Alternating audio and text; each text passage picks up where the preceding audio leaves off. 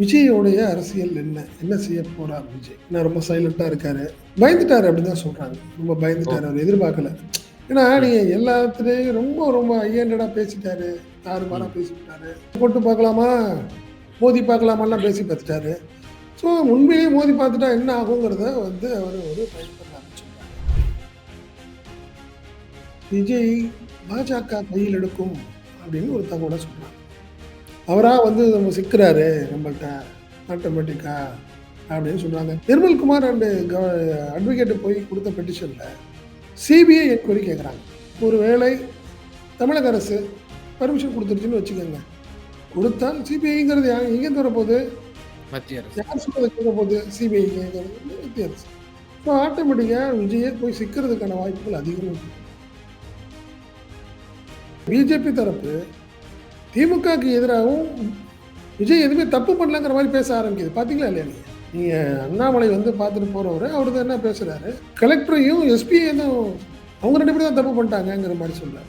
விஜயை சப்போர்ட் பண்ற மாதிரியே தெரியுது சில விஷயங்கள் பார்த்தீங்கன்னா. ம். இதே தான் எடப்பாடியும் பண்ணாரு. திமுகவை தான் விமர்சனம் பண்ணாரு. விஜய் பெருசா தப்பு பண்ணலங்கிற மாதிரியே சொல்றாரு. ஸோ இந்த விஷயங்கள் எல்லாம் பார்க்கும்போது, டிசம்பருக்குள்ள வேற அரசியல் மாற்றங்களுக்கான வாய்ப்புகள் அதிகம். விஜய்க்கு வந்து சும்மா வேணா ஈர வசனம்லாம் பேசலாம். ம். அவரால ஒரு சூழ்நிலை வந்து ஓடி ஒளிஞ்சுக்கிட்டாரா இல்லையா? பார்த்தீங்களா? அவரால என்ன பண்ண அதான் ஒளிஞ்சுக்கிட்டு இருக்கிறாங்க. இந்த பணத்த குடுக்குறதுக்கு பயந்துகிட்டு நிக்கிறாங்க. கேம் திமுக தரப்புல நேத்து வந்து கனிமொழி எம்பி அவர்கள் எல்லாத்தையும் குடுத்துட்டாங்க. ஆமா, எல்லா ஆமா. பாதிக்கப்பட்ட குடும்பத்திலயும் பார்த்து நேரா அவங்களும், செந்தில் பாலாஜி அவர்களும் 2 பேரும் சேர்ந்து குடுத்துட்டாங்க. முடிஞ்சிருச்சு. தப்பு இருந்துச்சுன்னா அவங்க பயப்படுவாங்கல்ல. டைரக்ட்டா 2 பேரும் தான் போனாரு.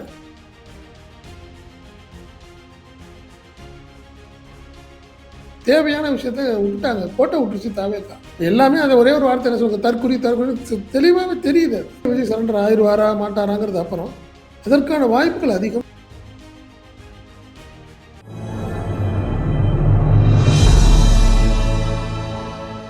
தமிழ் நியூஸ் நேயர்களுக்கு அன்பு வணக்கம். இன்றைய நேர்காணலில் நம்மோடு இணைந்திருப்பவர் தமிழ் நியூஸ் ஆசிரியர் மற்றும் பத்திரிகையாளர் திரு செந்தில் சார். சார் வணக்கம். வணக்கம் விக்கி. சார், கரூர் துயர சம்பவத்துல மேலும் ஒரு உயிரிழப்பு வந்து ஏற்பட்டிருக்கு. 41ஆக அந்த உயிரிழப்பினுடைய எண்ணிக்கை வந்து உயர்ந்திருக்கிறது. மேலும் மேலும் மேலும் துக்கம் தரக்கூடிய செய்திகளாகவே வந்து கொண்டிருக்கின்றன. இந்த சமயத்துல வந்து திரு விஜய் அவர்கள் தன்னுடைய அந்த நீலாங்கரையில் இருக்கக்கூடிய இல்லத்திலேயே அவர் வந்து பதுங்கியிருக்கிறார். அ சுற்றி போலீஸ் பாதுகாப்பு அவர்களுக்கு வந்து வழங்கப்பட்டிருக்கிறது. கூடுதலா அது அதிகரிக்கப்பட்டிருக்கிறது. தொடர்ந்து பாம்ப் த்ரெட்டனும் அவருடைய இல்லத்திற்கு வந்திருக்கிறத நம்மால பார்க்க முடிகிறது. அ ஏற்கனவே அவர்கள் வந்து நீதியரசர்களை சந்தித்து தாமாக முன்னெடுத்து இந்த வழக்கை எடுக்க வேண்டும் என்ற ஒரு கோரிக்கையையும் நீதியரசர் தண்டபாணி அவர்களிடம் முன்வைத்திருந்தார். இன்றைய மதியம் மதுரை கிளையில் அந்த வழக்கு சம்பந்தமாக ஹியரிங் வரப்போவதாக நமக்கு தகவல்கள்லாம் பார்த்தோம். ஸோ விஜய் அவர்கள் நெக்ஸ்ட் ஸ்டெப்பா என்ன பண்ணுவார்ன்னு நம்ம எதிர்பார்க்கலாம்? இல்ல விஜய் வந்து நீங்க சொன்ன மாரி நீலாங்கரை பங்களால தான் இருக்காருன்னு வச்சுக்கலாம். பட் அதவ அர்ஜுனும், புஷி ஆனந்தும் கரூர்ல தான் இருக்கிறாங்க. அப்படின்னு சொல்றாங்க. கரூர் டூ திருச்சி ரோட்ல உள்ள ம். ஒரு இடத்துல தான் தங்கியிருக்கிறாங்க 2 பேரும். காரணம் என்னன்னா, விஜய் வந்தாலும் வரலாம். ம். ஏன்னா பணம் குடுக்கணும். எல்லாத்துக்கும் ரூ. 20,00,000 பணம்னு சொல்லிட்டாருல்ல. அனௌன்ஸ் பண்ணியிருக்காரு. விஜய் குடுக்கணும். ஸோ இந்த கொஞ்சம் சைலன்ட் ஆனோம்னா போகலான்னு 2 பேரும் இருக்கிறாங்க. பட் போய் என்ன ஆகப்போகுது? அப்படிங்கிறது வேற சிக்கல்னு வச்சுக்கங்க. ஸோ அதனால என்ன பண்ணாங்கன்னா 2 பேரும் அங்க தான் ஆதவ அர்ஜுனும், புஷி ஆனந்தும் இங்க தான் ரகசிய இடத்துல உட்காந்துருக்கிறாங்க. போலீஸுக்கு தெரியாம இருக்காதுன்னு வச்சுங்களேன். எஃப்ஐஆர் போட்டிருக்கிறாங்க. ஸோ 2 பேருமே செல்ல ஸ்விட்ச் ஆஃப் பண்ணி வச்சிருக்கிறாங்க. அதனால போலீஸ் என்ன பண்ண போறாங்க, அடுத்தது சம்மன் அனுப்ப போறாங்க. யாருக்கு? நிர்மல்குமார், புஷி ஆனந்த், மதியழகன்னு சொல்லி இந்த மாவட்ட மாவட்ட செயலாளர். செயலாளர் அவருக்கு அனுப்ப போறாங்கன்னு வச்சுங்களேன். இது ஒரு தரப்பு. விஜயோடைய அரசியல் என்ன? என்ன செய்ய போறார் விஜய்? ம். ஏன்னா ரொம்ப சைலன்ட்டா இருக்காரு. ம். பயந்துட்டாரு அப்படின்னு தான் சொல்றாங்க. ரொம்ப ஓ! பயந்துட்டாரு. அவரு எதிர்பார்க்கல. ஏன்னா ம். நீங்க எல்லாத்துலயும் ரொம்ப ரொம்ப ஹைஹேண்டடா பேசிட்டாரு. தாறுமாறா ம். பேசிப்புட்டாரு. சம சம வந்து போட்டு பார்க்கலாமா? மோதி பார்க்கலாமான்லாம் பேசி பார்த்துட்டாரு. ஸோ உண்மையிலேயே மோதி பார்த்துட்டா என்ன ஆகுங்கிறத வந்து அவரு ஒரு பயப்படுறாருன்னு சொல்றாங்க. இப்படி நம்மளுக்கு கிடைத்த தகவல் இப்ப என்னன்னா, விஜயை கையில் எடுக்க பாஜக ரகசியமான வேலைகளை பார்க்குது அப்படின்னு சொல்றாங்க. ஓ! விஜய கையில் எடுக்கிறதுக்கான வேலைகள். இது ஒரு நல்ல சூழ்நிலை. அவர் ஏற்கனவே வந்து பார்த்தீங்கன்னா, விஜய்க்கும் கவர்னருக்கும் ஒரு ஒரு தூதர் மூலமா ஒரு அடிக்கடி ம். டிஸ்கஸ் பண்ணுவாரு. ஏற்கனவே பார்த்தீங்கன்னா, இந்த அண்ணா யூனிவர்சிட்டி மேட்டர்ல பார்த்தீங்கன்னா, மேட்டர்ல போய் அங்க தான் கோரிக்கை வச்சாரு. போய் கோரிக்கை வச்சாரு. அதன் அடிப்படையில தான் Z பிளஸ் Z+ பாதுகாப்பு பாதுகாப்பும் அதுக்கப்புறம் வந்து பாதுகாப்புக்கு சரி. அவரு தான் கவர்னர் தான் ஐடியா குடுத்தாரு. இந்த விஷயங்கள்லாம் நடந்துச்சு. ஸோ கவர்னர்ட்ட ஒரு ஒரு நல்ல ஒரு அண்டர்ஸ்டாண்டிங்ல தான் இருக்காரு விஜய். இந்த நிலையில தான் இப்போ என்ன செய்ய போறோம்? ஏன்னா திமுகவுடைய அடுத்த மூவ் என்ன செய்யும்? அதுல எப்படி நம்ம சமாளிக்க போறோங்கிறத வந்து கவர்னருக்கும் தனக்கும் ஒரு அது என்ன சொல்றது? இணைப்பு பாலமா இருக்கார்ல ஒருத்தர் ஒரு அதிகாரி. ம். ரிட்டயர்ட் அவர்ட்ட டிஸ்கஸ் பண்றாரு. அவரு அப்படி பார்க்கும்போதும் பார்த்தா, விஜய் பாஜக கையில் எடுக்கும் அப்படின்னு ஒரு தகவல சொல்றாங்க. அவரா வந்து நம்ம சிக்குறாரு நம்மள்ட்ட ஆட்டோமேட்டிக்கா அப்படின்னு சொல்றாங்க. காரணம் என்னன்னா, இன்னொரு விஷயம் பார்த்தீங்கன்னா, நிர்மல்குமார் அண்ட் அட்வொகேட் போய் குடுத்த பெட்டிஷன்ல சிபிஐ என்கொயரி கேட்குறாங்க. சிபிஐ என்கொயரி வந்து என்னன்னா, ஒரு வேளை தமிழக அரசு பெர்மிஷன் குடுத்துருச்சுன்னு வச்சுக்கங்க. குடுத்தால் சிபிஐங்கிறது எங்கேருந்து வரப்போகுது? மத்திய அரசு. யார் சொல்றத கேட்க போகுது? சிபிஐ கேட்கறது மத்திய அரசு. ஸோ ஆட்டோமேட்டிக்கா விஜயே போய் சிக்கிறதுக்கான வாய்ப்புகள் அதிகம்னு வச்சுக்கோங்க. சிபிஐ வந்து முழுக்க முழுக்க என்ன சொல்லும்? நிர்மல்குமார்ட்டயும் அடிக்கடி பேசியிருக்காரு விஜய். அதே மாரி புசி ஆனந்த்ட்டயும் அடிக்கடி பேசியிருக்காரு. ஸோ அந்த அவருக்கு தெரியும். இந்த பிரச்சனைகள்லாம் என்னன்னு தெரியும். அப்படின்னு நெறைய விஷயங்கள சிபிஐ எடுத்து விஜய கார்னர் பண்றதுக்கான வாய்ப்புகள் அதிகம். பட் இந்த விஷயத்துல திமுக ரொம்ப நிதானமா பண்ணுது. அரசியல் பண்ணணும். ஆசைப்படல. காரணம் என்னன்னா, வேற மாரி சிக்கலாயிரும். இது கோர்ட்டுக்கு போகும்னா ஒரு வழக்காயிடுது. கோர்ட் மானிட்டரிங் பண்றப்போ, அவசரப்பட்டு திடீர்னு புஷி ஆனந்த அரெஸ்ட் பண்றதோ, நிர்மல்குமார் அரெஸ்ட் பண்றதோ, ஆட்டோமேட்டிக்கா நீங்க மதியழகன அரெஸ்ட் பண்றதுக்கோ, உடனே அவசரப்பட்டு அடுத்தடுத்த வாக்குமூலம் அதெல்லாம் வேண்டாம். கொஞ்சம் பொறுமையா நிதானமா அதனால தான் தெளிவா ஒரு நபர் விசாரணை கமிஷன் போட்டு ஒர்க் பண்ணிட்டு இருக்காங்க. அருணா ஜெகதீசன். நேத்து உட்காந்து வேலை பார்க்க ஆரம்பிச்சுட்டாங்கன்னு வச்சுக்கோங்க.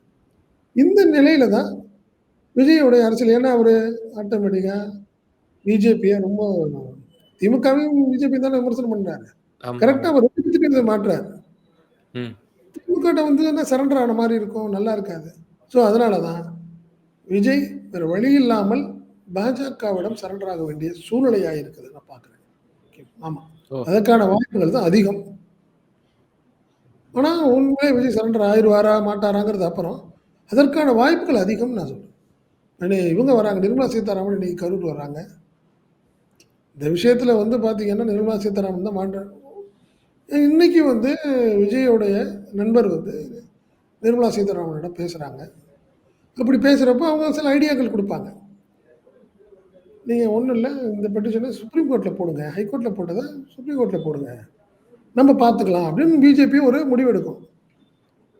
விஜய்க்கு ஏன்னா இப்பயுமே பார்த்தீங்கன்னா, பிஜேபி தரப்பு திமுகக்கு எதிராவும் விஜய் எதுவுமே தப்பு பண்ணலங்கிற மாரி பேச ஆரம்பிக்குது. பார்த்தீங்களா இல்லையா நீங்க? நீங்க அண்ணாமலை வந்து பார்த்துட்டு போறவரு, அவரு தான் என்ன பேசுறாரு? கலெக்டரையும், எஸ்பியையும் தான் ம். அவங்க 2 பேரும் தான் தப்பு பண்ணிட்டாங்கங்கிற மாரி சொல்றாரு. விஜய்ய சப்போர்ட் பண்ற மாரியே தெரியுது சில விஷயங்கள் பார்த்தீங்கன்னா. ம். இதே தான் எடப்பாடியும் பண்ணாரு. திமுகவ தான் விமர்சனம் பண்றாரு.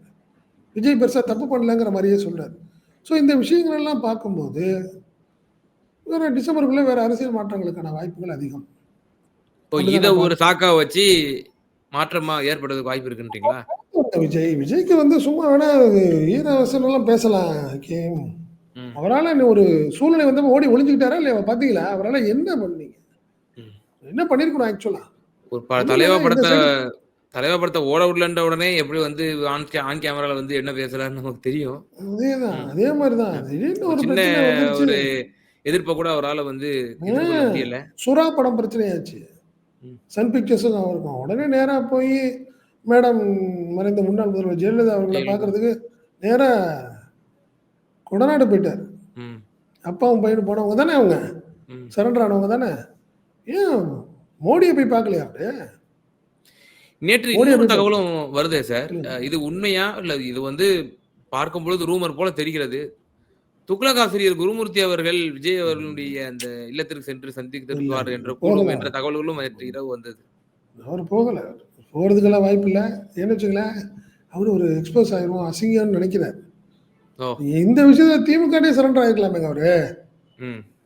நீங்க சண்டைக்காரன் சாட்சிக்காரன் கால் மேல போய் விழுந்துரலான்ட்டு அவரு நடக்கலாம். ஆனா, ம். ஏதோ ஒரு ஈகோ அவர தடுக்குது. ஓகே. ஆனால் விஜய் இந்த விஷயத்துல அலட்சியமாக இருந்தால் பிஜேபி சுவாகா பண்ணிடும். ஓ! அசால்ட்டா எடப்பாடிய தட்டி விட்டுட்டு பிஜேபி விஜய கையில எடுக்கும். அதுல மாற்றமே இல்ல அவங்களுக்கு. ஆனால் இதெல்லாம் எதிர்பார்த்து தான் திமுக இருக்கு. நீங்க ஆட்டோமேட்டிக்கா நீங்க நேத்து வரைக்கும் இது பாசிசம், பாயாசம்லாம் பேசிப்புட்டு, நாளைக்கு விஜயும், பிஜேபியும் ஒண்ணா போனா எப்படி இருக்கும்? மைனாரிட்டி வாக்குகள் ஏற்கனவே நீங்க பார்த்தீங்கன்னா, கிறிஸ்தவர்கள், முஸ்லீம், இஸ்லாமியர்கள் எல்லாம் கையில எடுத்து தான் அவர் பண்ணிட்டு இருக்காரு. யங்ஸ்டர்ஸ வச்சு பண்ணிட்டு இருக்காரு. திடீர்னு பிஜேபியோட போயிட்டாருன்னா என்ன இருக்கும் நீங்க? திமுக ஒண்ணும் அதெல்லாம் கவலைப்படாதுன்னு வச்சுக்கங்க. அது வேற விஷயம். ஆனால் விஜயோட எதிர்காலம், அரசியல் எதிர்காலம் ஒரு கேள்விக்குறியா ஆயிட்டு இருக்குங்கிறத நம்ம சொல்லணும். அது ஒண்ணும் ம். மாற்றம் இல்ல. ம். திருப்பி அவர் எப்படி வெளியாகி, எப்படி நியாயப்படுத்த போறாரு? அடுத்த கட்டத்தில பிரச்சாரம் உண்டா? இல்லையா? இந்த வாரம் அதுவும் ஒரு கேள்விக்குறியா இருக்கு. பாருங்க. இன்னும் ரத்து ஒரு செஞ்சதாக டிக்ளேர் பண்ணல. ம். ம். தற்காலிகமா நிறுத்தி வச்சதா ஒரு தகவல் சொல்றாங்க. ம். அது அஃபிஷியலா இன்னும் சொல்லல. என்ன? ஸோ இந்த மாரி விஷயங்கள் போயிட்டு இருக்கிறத வச்சு இனி பார்க்கும்போது, விஜய் அவர்கள் பொதுவெளிக்கு வந்து இந்த இவ்ளோ பெரிய மீளா துயர சம்பவத்திற்கு பிறகு அவர் பொதுவெளிக்கு வந்து மக்கள் மத்தியில ஓட்டு கேட்க முடியுமா முதல்ல? இந்த ஆஸ்பத்திரியில கூட ஒரு மஞ்ச சிவப்பு துணி கட்டின ஒருத்தர கூட நம்மளால பார்க்க முடியல. பார்த்தா அவ்ளோ மக்கள் கொதிச்சு போய் ஏதாவது அசம்பாவிதம் நடந்துரும்னு தான் ஆமாமா. விஜயே கூட ஆமாமா. தெரிச்சு இருக்கிறாரு. ஆதவும் ஆமா. இல்ல, ஃபீல் இல்ல. அதான் ஒளிஞ்சுகிட்டு இருக்கிறாங்க. இந்த பணத்த குடுக்குறதுக்கு பயந்துகிட்டு நிக்கிறாங்கங்க. கேம். ம். இப்ப திமுக தரப்புல நேத்து வந்து கனிமொழி எம்பி அவர்கள் எல்லாத்தையும் குடுத்துட்டாங்க. ஆமா, எல்லா ஆமா, ஆமா. பாதிக்கப்பட்ட குடும்பத்திலயும் பார்த்து நேரா அவங்களும், செந்தில் பாலாஜி அவர்களும் 2 பேரும் சேர்ந்து குடுத்துட்டாங்க. முடிஞ்சிருச்சு. தப்பு இருந்துச்சுன்னா அவங்க பயப்படுவாங்கல்ல. டைரக்ட்டா 2 பேரும் தான் போறாரு. ம். ஏங்க நீங்க செந்தில் பாலாஜிய பத்தி இப்போ சோ சமூக வலைதளங்கள்ல கன்னாபின்னான்னு போட ஆரம்பிக்கிறாங்க. ஒரு டீம். அவரு இன்னும் தான் பண்ணாரு. இன்னும் அ டிவி விவாதங்கள்ல ஓப்பனாவே கூசாமல் பேசுறாங்க சார். இல்ல ஐக்கியமா தான் இது இருக்கிறான். அன்னைக்கு அப்பட்டமா ஏதோ பிளான் பண்ணி வந்து திரு விஜய் செந்தில் பாலாஜியும் விஜய் திமுக மீட்டிங் அரசும் அன்னைக்கு பண்ணிருக்கு. அறிவாலயத்துல திமுக கூட்டத்துல செந்தில் பாலாஜி இருக்காரு. அவரு வந்து கோயம்புத்தூர்ல இளைஞரணி மண்டல மாநாட்டுக்கான வேலைகள அவர் பார்க்கிறார். அவர் நடந்த சம்பவத்துக்கும், அறிவாலயத்துக்கும் நீங்க வந்து பார்த்தீங்கன்னா, மருத்துவக் கல்லூரி ஆஸ்பத்திரிக்கு, ஆ ஜிஹெச்சுக்கு இதுக்கெல்லாம் பார்த்தீங்கன்னா, 1 கிலோமீட்டர், 1 1/2 கிலோமீட்டர் தான். அதிகபட்சம் 2 கிலோமீட்டர். ஆட்டோமேட்டிக்கா இவர் ஆளுங்கட்சி எம்எல்ஏ. உளவுத்துறை இருக்கு. போலீஸ் இருக்கு. சம்பவத்தும் ஆட்டோமேட்டிக்கா விஜய் வரும்போதே மயக்கமாகுறாங்க. ஏதோ ஒரு அசம்பாவிதம் நடக்குதுங்கிறத அவருக்கு தெரியப்படுத்துவாங்கல்ல. போலீஸார் சொல்லுவாங்க. எம்எல்ஏ அவரு. நல்லா திருப்பி திருப்பி பார்க்கணும். செந்தில் பாலாஜிங்கிறவரு அவரு கரூர் எம்எல்ஏ. சம்பவம் நடக்கிறது கரூர்ல. அவருக்கு தகவல் சொல்றாங்க. மயக்கம் ஆயிட்டாங்க. ஆஸ்பத்திரிக்கு கொண்டு போறாங்க சார். 2, 3 ஆம்புலன்ஸ்ல ஆட்கள் போறாங்கன்னு சொல்றப்ப, அடுத்தது போனது தான் மீட்டிங்க அப்படியே டிராப் பண்ணிட்டு, கேன்சல் பண்ணிட்டு உடனே ஜிஹெச்சுக்கு போறாரு. இவரு எப்படி உடனே போனாரு? வந்தாருன்னு ஏன்னா நீங்க பண்ண தப்பெல்லாம் விட்டுட்டீங்க. கிட்டத்தட்ட 20 நிமிஷம் இந்த பஸ்ஸுல உள்ள லைட்ட ஆஃப் பண்ணிட்டு விஜய் எங்க போனாருன்னு தெரியல. பப்ளிக் அந்த 20 நிமிஷம் பப்ளிக் தடுமாறுது. ம். அப்படியே ஆனா பஸ் கிராஸ் பண்ணி போறப்போ, அந்த கூட்டம் தான் என்ன பண்ணுது, விஜய பார்க்கல. பஸ் மட்டும் போகுது. அப்ப அங்க தானே போய் பேச போறாருன்னு அந்த கிரவுட் எல்லாம் மூவ் ஆகி போயிட்டே இருக்கு. இதுல நடந்த சம்பவங்கள் தான் இதெல்லாம்னு வச்சுக்கங்களேன். இது இவங்களா போட்டு மல்லு கட்டி கேட்டா லைட் ஹவுஸ்ட்ட வந்து பர்மிஷன் கேட்டோம். லைட் ஹவுஸ்ல நேத்து அழகா ஏடிஜிபி சொன்னாரு. ஏங்க பக்கத்துல பார்த்தீங்கன்னா, அங்க வந்து ஆட்டோமேட்டிக்கா 2 பெட்ரோல் பங்க் இருக்கு. இன்னொரு சைடு அமராவதி ஆறு. ஏதாவது சின்ன சம்பவம்லாம் பெரிய லெவல்ல நடந்துரும். அதனால தான் நாங்க தரல. உழவர் சந்தை ரொம்ப சின்ன இடம். ம். அதனால தான் நீங்க வந்து அதிமுக எடப்பாடி பழனிசாமி கலந்து அந்த அவங்களுக்கு பர்மிஷன் கொடுத்த இடத்துல அதுல நீங்க நடத்துங்கன்னு சொல்றாங்க. புசியானது ஒத்துக்கிட்டு தான் போறாரு. இப்படி ஒரு சம்பவத்தெல்லாம் விட்டுட்டு சம்மந்தம்லாம் பேசிட்டு இருக்கிறாங்கன்னு வச்சுக்கங்க. நீங்க இந்த மாதிரி தேவையில்லாத விஷயத்துல கான்சன்ட்ரேட் பண்ணதுனால தான் தேவையான விஷயத்த விட்டுட்டாங்க. கோட்ட விட்டுருச்சு தாவேக்கா. எல்லாமே அத ஒரே ஒரு வார்த்தை என்ன சொல்லுங்க, தற்குறின்னு தெளிவாவே தெரியுது அது. எதுக்கு ஆம்புலன்ஸ் உள்ள வச்சு நேத்து இதே பிரச்சனைய எடப்பாடி கேட்கிறாருங்க. ஆம்புலன்ஸால தான் பிரச்சனைன்னு. ஏங்க 40 பேரு ஸ்பாட்ல அடிபட்டு, மிதிப்பட்டு, தண்ணி இல்லாம கடந்தவங்கள எல்லாமே பிராட் டெட். எடுத்து நல்லா பார்த்தீங்கன்னா, இவரு நல்லா தெளிவா சொன்னாரு.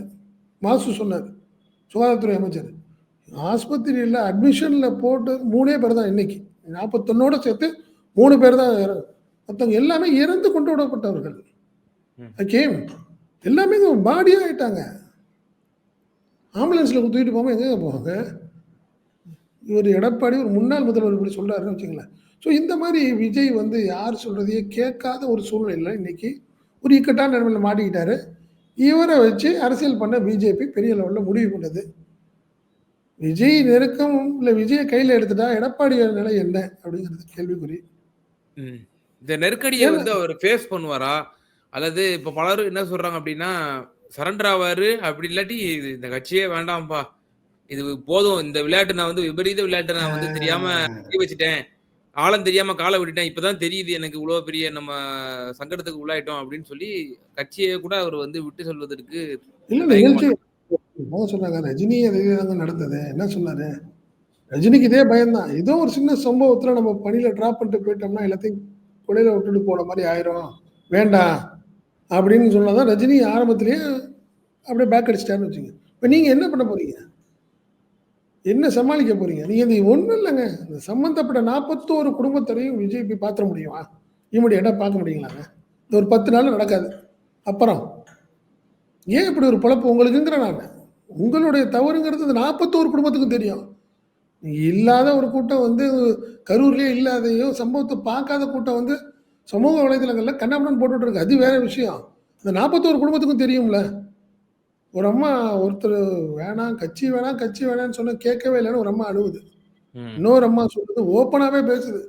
அவர் வந்தாருன்னா செருப்பாலே அடிப்பேங்குது. இப்படியே சொல்லுதுங்க. இப்படியே ஓப்பனா பேசுது.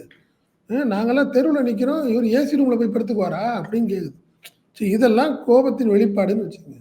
நீங்க நேரா போறப்ப என்ன செய்ய போறீங்க? ரூ. 20,00,000 குடுத்தீங்கன்னா சமாதானம் ஆயிடுவாங்களா? ஆகாஷ் என்ற அதுல ஒரு இளைஞர் மேபி அவர் டீனேஜர் தான் மாரி நமக்கு தகவல். அவர் மரணித்த பிறகு அவருடைய சகோதரியினுடைய மகள் வந்து சொன்னாங்களாம். "இந்த சனிய நீ ஏன் பார்க்க போன? இப்போ பாரு உன் உயிர் வந்துருமா? அவரு போய்ட்டாரு. அவரு சென்னைக்கு போய்ட்டாரு." அப்படின்ற மாரி ஓப்பனாவே சொன்னதாக இல்லங்க. நீங்க இது பெரிய நாம் வருத்தப்பட தமிழர் கட்சியின் தலைமை ஒருங்கிணைப்பாளர் சீமான்ட்ட போய் அது போய் புலம்புது அந்த அம்மா. அது பேச முடியல எதுவுமே. அது நேத்து ஒரு சம்பவம் நடந்துச்சு பார்த்தீங்களா? அங்க இருந்த டீம் ஒரு டீமு, சீமான உள்ள விட மாட்டேன்டாங்க ஜிஹெச்ல. ஜிஹெச்ல உள்ள விட மாட்டேன். நீங்க எதுக்கு அங்க போறீங்கன்னு கேட்கறான். ம். எல்லாமே யாரு? தாவேக்காவோட அனுதாபிகள். வெளிய சொல்ல முடியல வேற யார்ட்டயும். செந்தில் பாலாஜிட்ட பேச முடியுமா? அவரு தான் 24 மணி நேரமும் இருந்தாரு. ஆமா. எல்லாத்துக்கும் அவர் தான் கூட்டிட்டு போனாரு, வந்தாரு, போனாருன்னு வச்சுக்கங்க. பட் ஆனா சீமான வந்து ஏத்துக்க மாட்டேங்கிறான். அது இப்பதான் பார்க்குறப்போ அங்க நிக்கிறதுல ஒரு பாதி பேரு ஏன்னா அடிப்பட்ட ஃபேமிலி எல்லாமே நீங்க தாவேக்கா சம்மந்தப்பட்ட ஆட்கள் தானே. புரியுதுங்களா?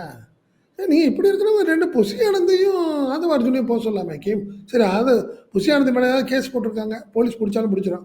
ஆதவ அர்ஜுன் போற வேண்டியது தானே. போகலாம்ல ஜிஹெச்சுக்கு. ம். அங்க இருக்கிற வேற 2 நிர்வாகிகள கூட்டிட்டு போகல. ஒரு நிர்வாகி இல்ல, ஒரு துண்ட காணோம் உங்கள மாரி. இப்படி பயந்துகிட்டு என்ன பண்ண போறீங்க அரசியல்ல? இதுதான் அரசியலுக்கு விஜய். இதுதான் அரசியல். ஒரு சம்பவம் நடந்த பிறகு பார்த்தீங்களா? இந்த ஒரு கட்டமைப்பு இல்ல பார்த்தீங்களா உங்கள்ட்ட? ஒண்ணுமே இல்ல பாருங்க. உங்கள்ட்ட வர்ற கூட்டம் வந்து உங்கள பார்க்க வந்த கூட்டம்ங்கிறத வந்து இன்னைக்காவது நீங்க நினைச்சு பார்த்துக்கங்க. காரணம் என்னன்னா, ஓட்டு போடுற கூட்டம்னா வந்திருக்குமே. தைரியமா திருப்பி வருமே. எங்க மேல என்ன தப்புன்னு கேட்டிருக்குமே. யாராவது கேட்க முடிஞ்சுச்சா? எல்லாம் முகம் தெரியாத ஒரு சமூக ஊடகங்கள்ல இருந்துகிட்டு கேள்வி கேட்டுட்டு இருக்காங்க. இதெல்லாம் எடுபடாதுன்னு வச்சுக்கங்களேன். அதனால இந்த விஷயத்தை பொறுத்தவரைக்கும் வேற மாரி டைவர்ட் பண்ணி பார்த்துச்சு ஒரு டீம்.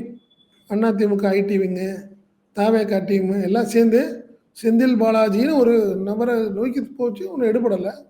காரணம் என்னன்னா, வீடியோ காட்சிகள், சம்பவத்துல இருந்த ஏன்னா உள்ளூர்காரங்களுக்கு தெரியும்லங்க. நீ அபாண்டமா ஒருத்தர் மேல பொய் சொல்ல முடியாதுல்ல. ம். நீ யார் உதவி பண்ணான்னு அவங்களுக்கு தெரியும்ல. அதனால எடுபடாம போயிடுச்சு. அவங்க எல்லாமே எக்ஸ்போஸ் ஆயிட்டாங்கன்னு வச்சுக்கங்க. அதனால விஜய் பாஜகவிடம் சிக்குவாரா, மாட்டாராங்கிறது அடுத்தடுத்த நாட்கள்ல தெரிய போது வைக்கும். ம். நிச்சயமா சார். அந்த கரூர் துயர சம்பவம் அதேபோல விஜய் அவர்கள் வந்து அடுத்த கட்ட நடவடிக்கையாக சட்ட ரீதியாக என்ன செய்வார்? தன்னுடைய இந்த கட்சியை வழி நடத்துவாரா? அல்லது அவர் சரண்டர் அடைந்து விடுவாரா? என்பது போன்ற பல எக்ஸ்க்ளூசிவான தகவல்கள எங்க நேயர்களுக்கு குடுத்தீங்க. ரொம்ப நன்றி சார். நன்றி வைக்கும். நன்றி.